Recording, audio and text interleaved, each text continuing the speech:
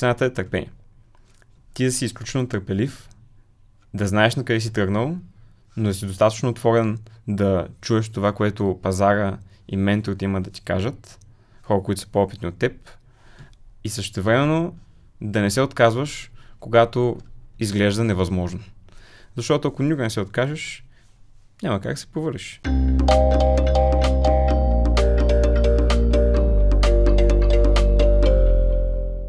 Здравейте! В този епизод на Connect ще си говорим с програмния директор на Elevate, акселераторската програма на Американския университет в България, която превръща студентските идеи в реални стартъпи.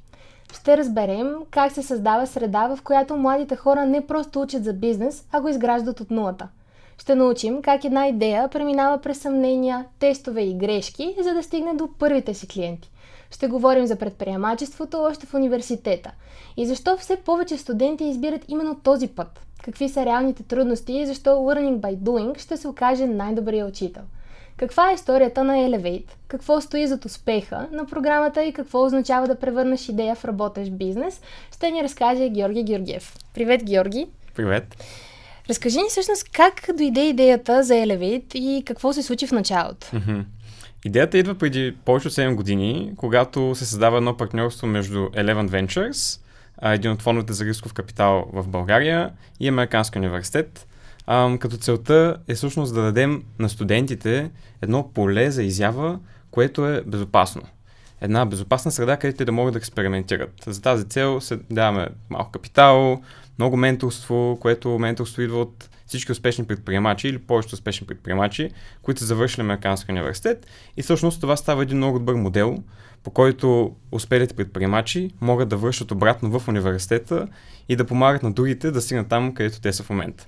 Добре, да дадем малко повече контекст. Всъщност, моят въпрос е колко много се промени първия сезон спрямо сегашния сезон, който кой подред е всъщност? Седми, добре. Какво се промени от първия до седмия епизод? Доста неща. Структурата на програмата е доста различна. С всяка година ние трупаме нови знания, с които подобряваме програмата, но може би най-голямата промяна бих казал, че не е толкова заради нас, а по-скоро заради средата, в която живеем и AI в момента. В момента, в сравнение с всички други сезони, студентите толкова бързо правят прототипи, че това просто те изстрелва на едно друго ниво. Ако първата или втората година, аз бях участник във втората година, на нас ни отнемаше време да правим прототип няколко месеца, или първо това се очакваше на края на програмата, ние да имаме прототип с първи клиенти и така нататък, това вече може да се случва първите месеци, което е по-скоро една от най-хубавите причини и най-полезните причини, с които ти можеш да научаваш някакви нови неща. Каза всъщност нещо много важно, а именно за среда. Как се изгражда една такава среда, в която да се подкрепят младите хора и всъщност студентите да се чувстват сигурни в това да започнат нещо, което никога не са правили до сега? С търпение, може би е първата дума, която ми идва на ума, но има и много други фактори, които ние сме имплементирали. Първото, както споделих преди малко, е всъщност менторството, което идва от нашите ролеви модели.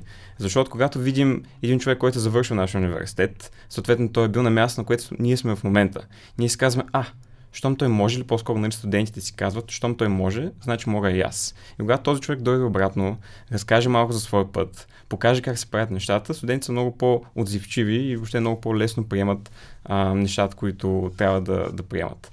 Другото нещо, всъщност е финансирането. Когато имаме менторство, съответно знанието идва, и когато имаме и малко финансиране, което може да позволи на младежите да експериментират, да направят първи прототипи, въобще да тестват, без да се притесняват, че харчат собствените си спестявания, тогава се създава един такъв пясъчник, една среда, в която ти можеш да експериментираш с всичко, без да те е страх, че ще си провалиш, защото няма провал. Какъв провал? Всъщност един провал може да се превърне в най-добрия урок за напред. Така, да. Добре, каза преди малко, щом той може, значи и аз мога. Така. Или тя.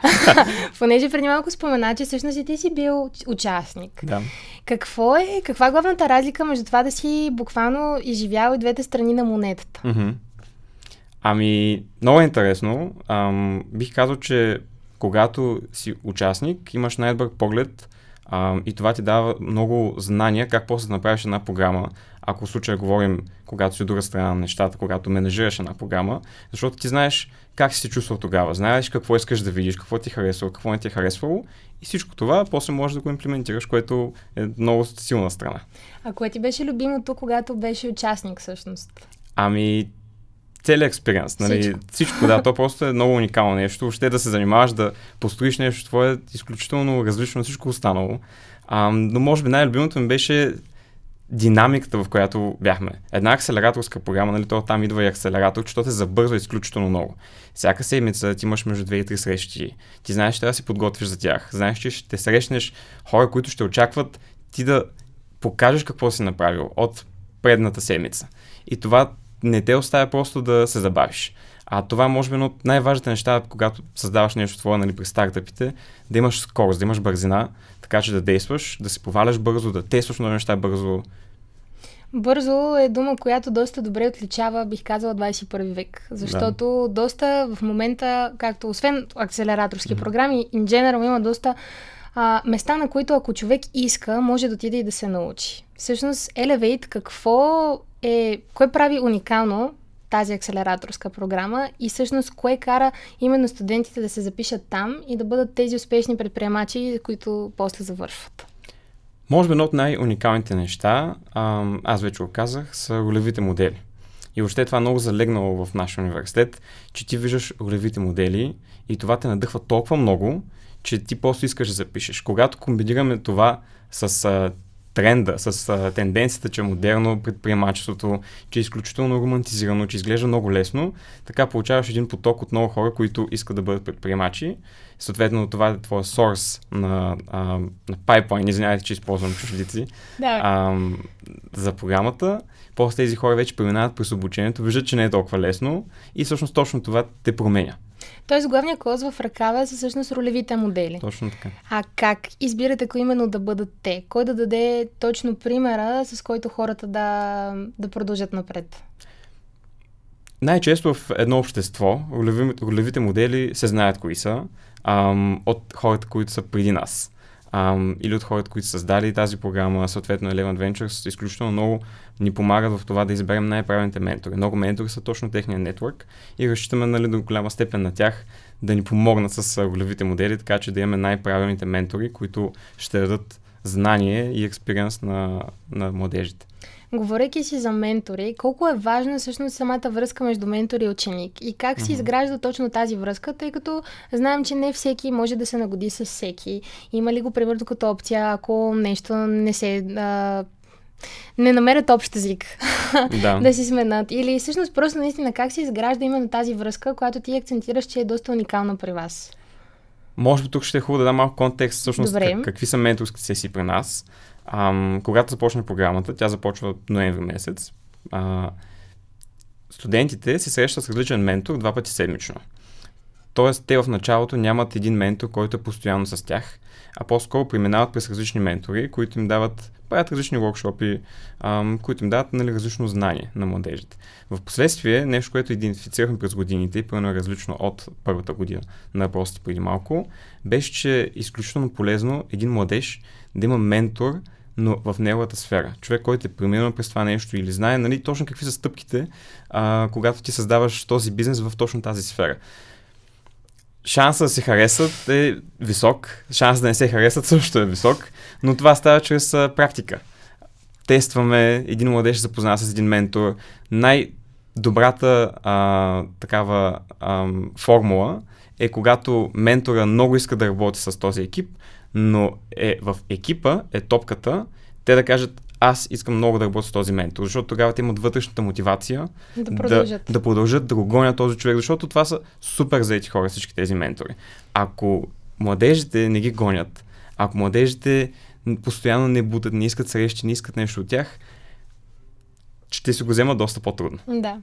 Добре, говорихме си сега за менторите, но да обърнем всъщност за самите екипи. Колко екипа в момента този сезон са и има ли промяна всъщност от преди 7 години в броя на екипите? В този сезон са 8 екипа.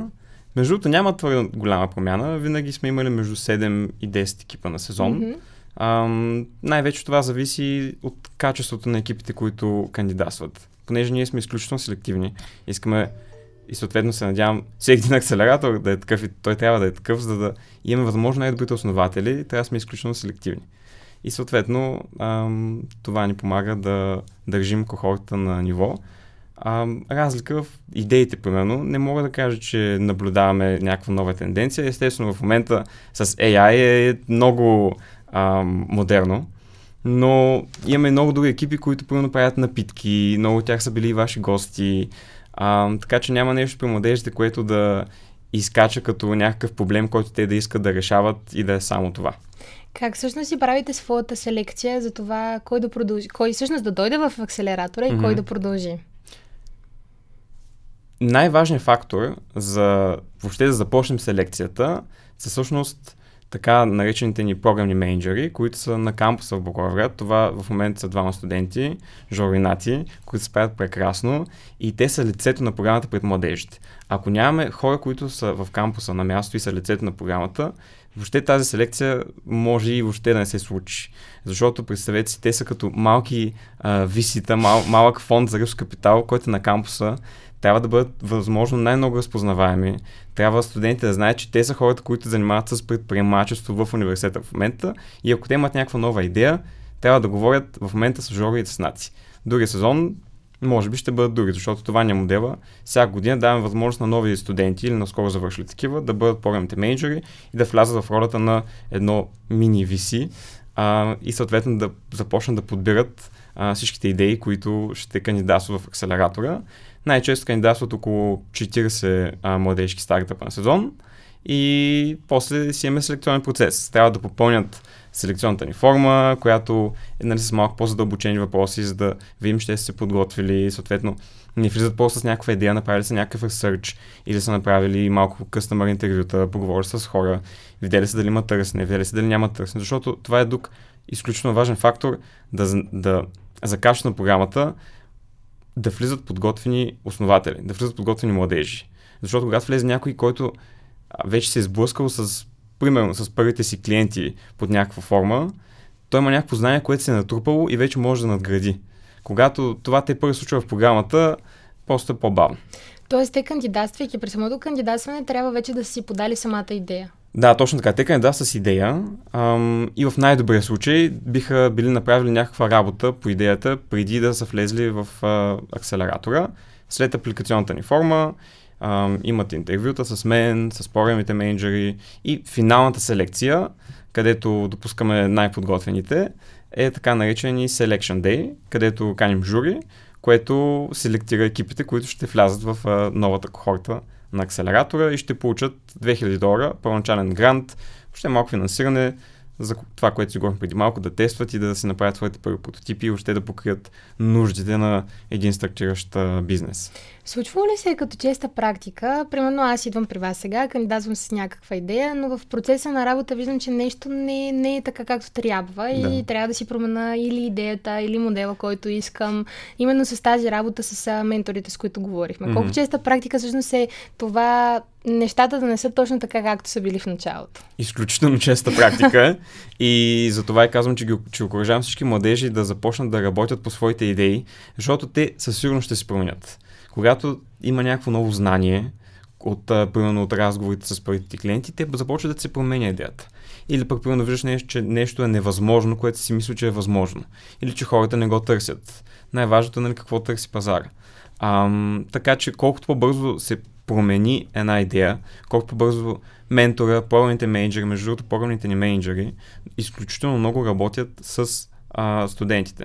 Тоест, програмните ни менеджери най-често са хора, които са преминали през акселератора, работили са и са направили собствени бизнеси. Аз също бях програмен менеджер преди 4 години. И ти знаеш през какви стъпки трябва да минеш. Или през какви стъпки трябва да минат тези младежи. Съответно им помагаш изключително много. Това е един такъв hands-on помощ, която е, може би, една от най-важните и другите отличителни неща за нашия акселератор, че програмните менеджери изключително много работят, освен менторите, които идват 2 пъти седмично. Ти имаш едни хора, с които през цялата година работиш и те са ти като един външен съосновател, защото те искат най-доброто за теб, ти да успееш да имаш първи клиенти, потенциално да вземеш и външно финансиране. Може ли да дадем всъщност малко повече контекст? В ноември месец започвате, кога свършвате? Свършваме април. Тази година края ни е на 17 април от 3 часа в кампуса на театъра, в театъра на кампуса в Благоевград, и това е така наречен ни демо ден. На който какво се случва точно? Да, точно така, на който екипите, всички 8 екипа тази година, които са продължили от 40. Точно така, излизат, пичват или презентират своят прогрес, презентират какво са направили, презентират всичко, което трябва да бъде презентирано за тези 6 плюс месеца, в които те са работили в своя бизнес, и потенциално получават допълнително финансиране или от нашият малък награден фонд, който всяка година събираме с дарения, които са насочени точно към това да се даряват към студенти предприемачи, за да продължат своето развитие на своя бизнес. Или също така каним много фондове за рисков капитал, инвеститори, така че те да инвестират допълнително, ако си харесат някой екип на място в демо деня, или поне там да се запознаят. А какво се случва всъщност в тези 6 месеца? През какво преминават самите студенти? В тези 6 месеца най-често ти се преобръща целият свят, защото можем да си представим, ти си студент, т.е. на теб първото ти призвание в университета е да си студент и да си следваш академичната насока, да изкарваш хубави оценки, да можеш да завършиш и да имаш една хубава диплома накрая. Когато сложим отгоре и предприемачеството, което се равнява, може на още 3 лекции поне в седмицата, става изключително тежко. Но въпреки това студентите се справят супер и ние много им помагаме в това те да знаят първо какви хипотези да тестват, как да тестват хипотези. Целият този процес по тестването, по бързата проба на една хипотеза, която ти си слагаш, за да разбереш тя вярна ли е, грешна ли е, мога ли да продължа напред, какво да научавам от това тестване, което да ти отключи, буквално като едни такива нива, да ти отключи следващото ниво и ти да можеш да продължиш напред, да научиш нещо ново, докато си стигнеш първите потенциални клиенти. Говорейки всъщност за проба грешка, вие като хората, които ги оценявате, още в момента, в който дойде някаква заявка, идея, има ли някаква правилна формула и всъщност научавате ли се вие самите да преценявате как една идея ще се превърне в реален бизнес или просто ще остане на хартия? И това нещо, тази селекция на базата на хората, които ще го направят ли е? Тоест, личният ресурс, личният капитал ли ще е това, което ще промени това дали нещо ще остане на хартия или всъщност ще стане един много прекрасен бизнес след време? Номер 1, нещото са основателите. Тоест, хората, кой го прави това нещо? Ти какъв човек си? И това винаги, независимо каква ти е идеята. Идеята дори няма толкова много значение. Може да тръгнеш с най-тъпата идея, няма тъпи идеи, но да кажем нещо, което всеки се е пробвал и може да се озовеш там, където никога не си очаквал, че ще се озовеш. Но това всичко зависи от теб като човек, какви са твоите качества. Едно от най-важните неща всъщност е да не се отказваш. Да не се отказваш, въпреки че виждаш много затворени врати, да продължаваш да чукаш на тях и да видиш коя ще се отвори. Защото в един момент някой се отваря, това ти носи някакво ново знание, както вече няколко пъти казах, и стигаш до някъде, където не си очаквал. Тоест, това ли е момента, когато един бизнес става истински бизнес? Когато се откажеш да се отказваш и продължаваш да чукаш на всичките врати? Да се откажеш, се отказваш е много готина фраза. Не съм сигурен, може би да. Истински бизнес става тогава, когато някой би платил за това, което предлагаш. И на теб ти излиза сметката и има логика да продължиш да го правиш това нещо. Има логика да скалираш, да продължиш, да го правиш. Говорейки за това, има кой да плати. Всъщност, самите бизнес и стартъпи, съжалявам, как търсят своите клиенти? И какви са първите стъпки, така че да намериш клиентите ти? Дали е, тъй като Американския университет има доста голяма база от общност, т.е. това ли са първите клиенти, други хора ли са? Разкажи ни малко повече. Добре, най-често са и двете. Много зависи в коя насоченост е стартъпа. Ако ние, като хора, които работят за университета, имаме достъп до твоите потенциални клиенти, които в случая примерно са в нетворка, са в общността на Американския университет, естествено, веднага ви свързваме, ако ти си участник в акселератора, свързваме ви и те ти дават вече малко обратна връзка за твоите хипотези, за това, което искаш да им продадеш. Много от случаите обаче, студентите създават някакви решения, които приноса за много по-голяма аудитория от тази, която е на Американския университет. Съответно, Американския университет може да бъде като пак един пясъчник, една площадка, където ти да тестваш с първите клиенти да ти бъдат студентите, които са в кампуса, и това между другото един от най-успешните примери. Първите клиенти да са ти студентите, ако правиш нещо, което е за студенти, защото студентите в едно такова затворено общество са много отзивчиви и са свикнали да виждат някакви нови неща. И въобще са като перфектните първи потребители, защото перфектният първи потребител е човек, който иска да тества.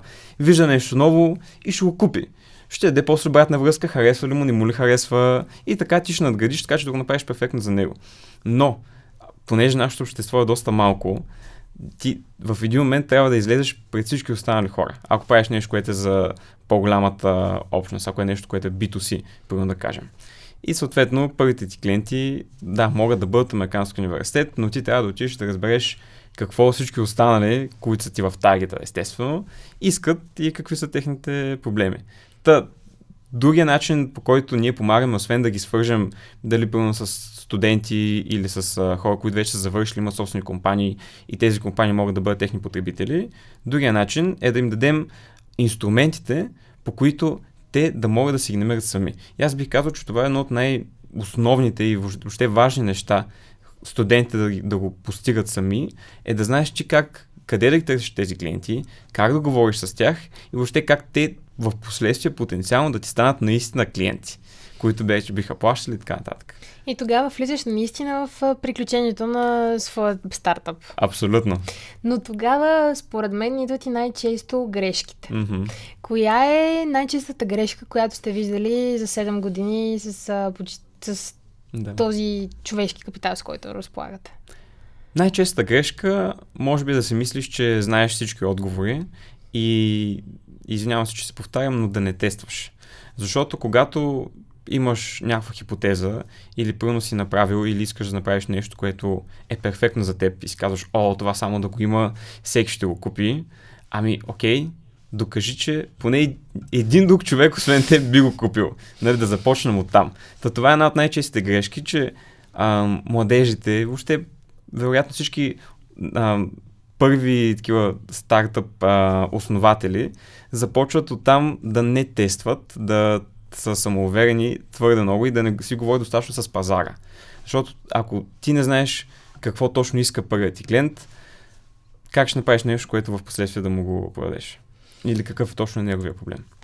Тоест, много е важно в началото всеки човек да е скромен, за да може да бъде отворен към именно тази обратна връзка и това, което ти каза, да си говориш с пазара, за да видиш пазара от какво всъщност има нужда, ако ще се предлагаш на него. Точно така. Всъщност скромността е едно от най-важните качества, поне лично за мен, което аз гледам в основателите, и доколко този основател е отворен за обратна връзка. Защото може да има основатели, които примерно са измислили нещо изключително иновативно. Да кажем, че или няма го в Европа. Има наистина много голям потенциал. Но, ако човека няма опит и не е отворен за обратна връзка, най-често студентите нямат изключително много опит в някоя индустрия. И съответно за това ти трябва да си отворен за обратна връзка, за да чуеш какво хората, които са преминали през това нещо, които имат този опит, са готови да ти кажат. Но, тук идва и другата част.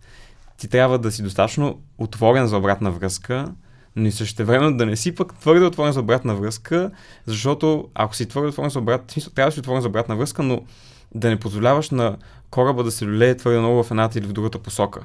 Защото ако слушаш всеки какво има да ти каже, а не следваш най-важното нещо, това, което търсят потребителите и почва да се влияеш от някакви мнения, кораба ще почне твърде много да се люлее, в един момент може би ще се обърне от всички тези мнения, които натежават в една или в другата посока. Извинявай. Нищо. Всъщност ще се загубиш ти като човека, който го прави. Да. Ако слушаш всеки. Точно така. Аз много добре си го представям, като да имаш един филтър на това ти каква обратна връзка искаш да допуснеш до себе си. На някои студенти филтъра им е по-финен и съответно допускат изключително малко обратна връзка до тях. Но пак е някакъв баланс. Не бих казал, че това е най-правилната стратегия, но пък съм виждал други студенти, включително аз съм бил в двете крайности, да допускаш твърде много обратна връзка и в един момент ти започваш да се изгубиш, да се губиш във всичко това поле от информация, която може да дойде до теб. И ако случайно допуснеш да не следваш на това, да не следваш нещата, които ти казват твоите перфектни потенциални клиенти. А всъщност, само да добавя, това какво ти казват твоите перфектни потенциални първи клиенти и дали ти казват различни неща, е изключително и може да бъде изключително повлияно от това ти дали достатъчно добре си ги профилирал. Защото ако си мислиш, че достатъчно добре си ги профилирал, но не си, ще имаш група хора, които ти казват различни неща. Защото ти си мислиш, че те са еднакъв тип хора и в един момент чуваш примерно тотално различни неща, защото да кажем, те може да са продуктови менеджери, но продуктов менеджер в една компания може да не си прилича с продуктов менеджер в друга компания. И ти трябва да задълбаеш още по-надълбоко, да направиш изключително тесен профил хора, защото когато профилите хора са изключително специфичен, най-вероятно те имат едни и същи проблеми и ще дадат една и съща обратна връзка спрямо техните проблеми. Говорейки си всъщност за различните парчета от целият този пъзъл на предприемачеството, мисля, че се убеждаваме колко трудна е тази сфера. Добре, тя е доста трудна, но защо все повече и повече не само студенти, а като цяло хора започват да се люшкат натам и да искат да бъдат всъщност предприемачи? Изключително модерно е. Аз между другото изключително много съм разсъждавал по тази тема, бъдейки и аз по-скоро преминавайки и аз през тези стъпки. Първото нещо може би е, че изглежда твърде лесно, че е твърде романтизирано. Пускаме някой филм, отваряме някоя социална медия и виждаме образа на успешния предприемач, на успешния човек, успешния бизнесмен, който сякаш живота му е перфектен. И ти си казваш, искам и аз. Но много от тези образи, дали във филми, дали в социална медия, дали някъде другаде, дали истории за хора, които чуваме, или пък ролеви модели, които не показват цялата истина, по-скоро показват само красивата страна на нещата, могат да тласнат младежите, въобще според мен всеки един човек, към това изключително много да романтизира цялото приключение на предприемача и да не види какво е под повърхността. Защото, както един айсберг, горе е само едната част, всичко останало, което е много по-голямо и по-трудно е отдолу. А ние хората не обичаме толкова много да говорим за трудностите, за грозните неща, за грозната част от това. Не бих казал, че е грозно. Ти трябва да го харесваш, за да го правиш. Но по-скоро е трудно. И ако не си готов да преминеш през тези трудности, в един момент може твоите очаквания, които си имал за предприемачеството, какъв е лайфстайла, какво ще случи, когато станеш предприемач, да започнеш твой собствен бизнес, очакванията ти да са изключително различни с реалността и това всъщност е едно от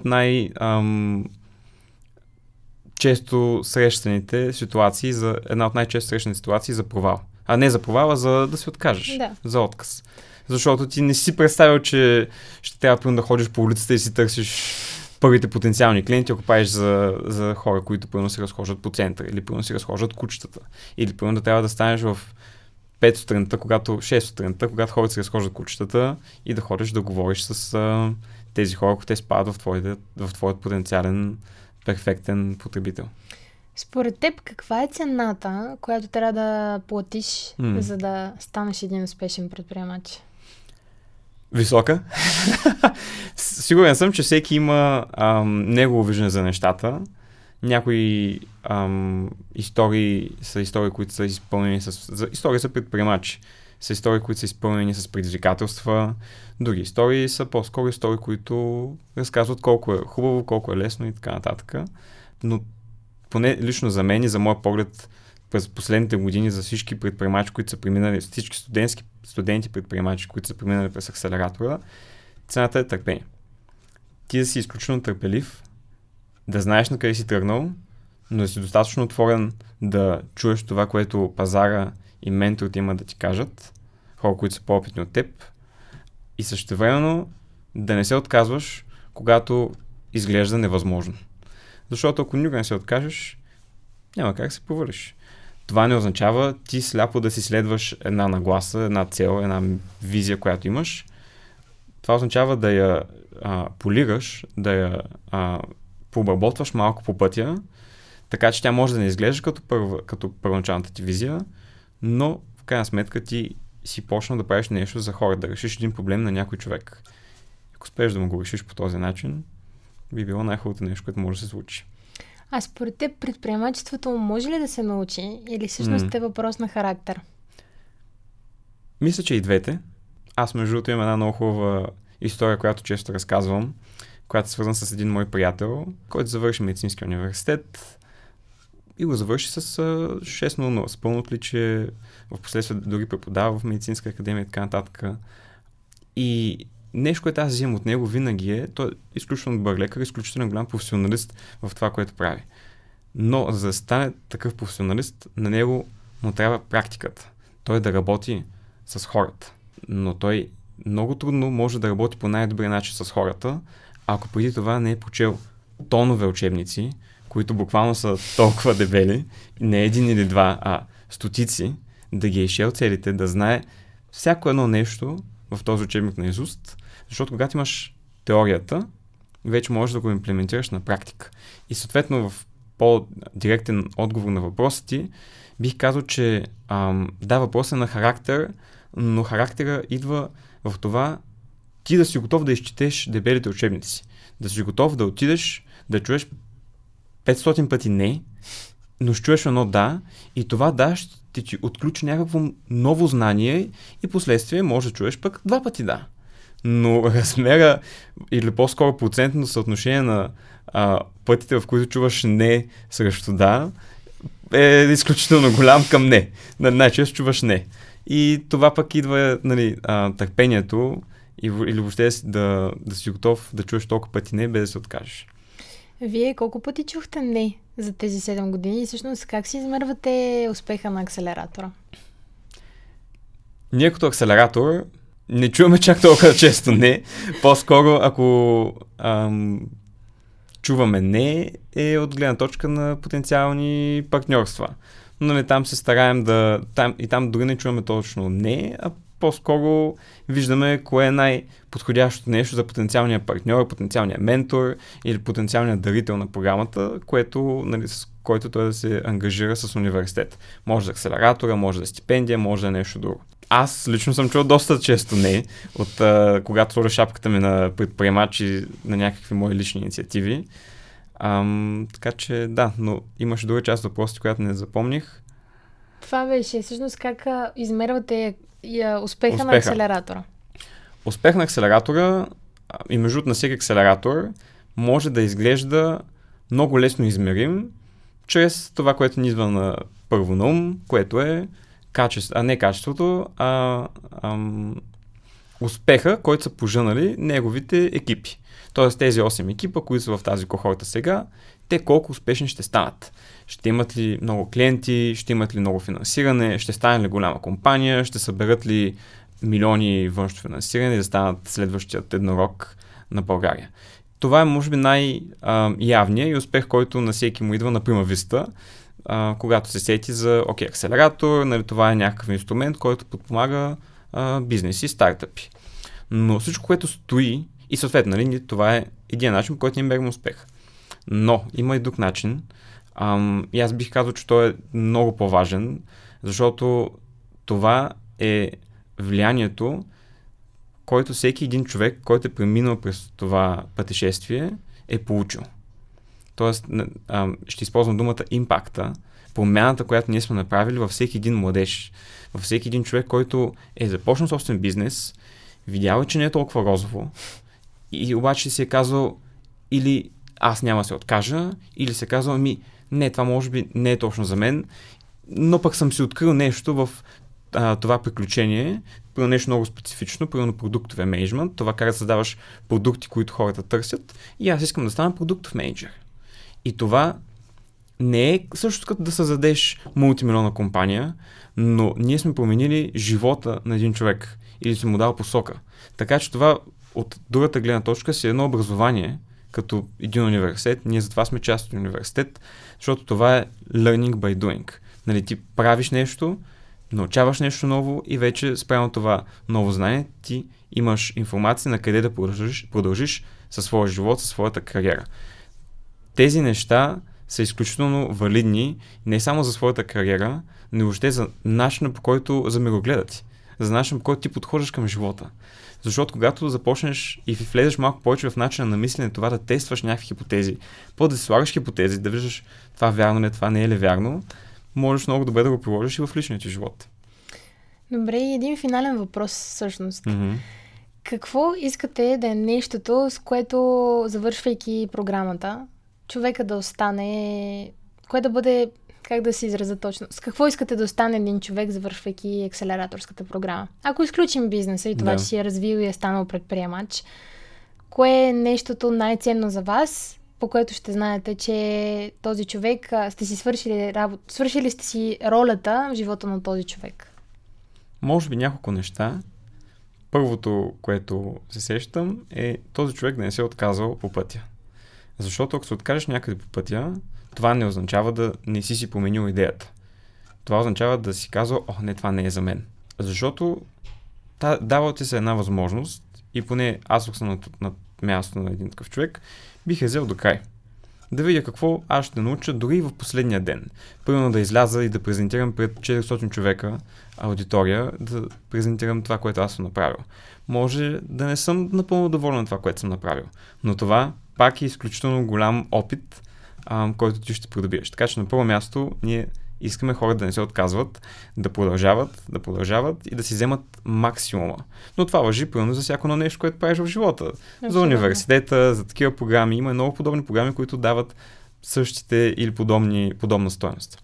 Другото нещо, което аз лично и екипа бихме искали всеки един човек да остане са изключително позитивни емоции. И тук идва един елемент, който бих казал, че ние обучаваме в студентите и въобще в младежите, които преминават през тази програма. И то е да си достатъчно осъзнат ти през какво си преминал. Защото можеш да преминеш през тази програма ето така, малко на самоход, без много да си вникнал в това какво точно се случва. Но когато погледнем какво точно се случва, идват ментори, едни от най-опитните предприемачи в страната, които даряват времето си безплатно. Те обучават и го правят абсолютно безвъзмездно, защото знаят, че това е следващото поколение, което след време те ще са най-опитните предприемачи. Те трябва да покажат успешния модел, ролевия модел на това как се случват нещата. Има хора, които подпомагат подобни програми, включително на нашата, които пък даряват средствата си, даряват от своите пари, за да може това нещо да се случи.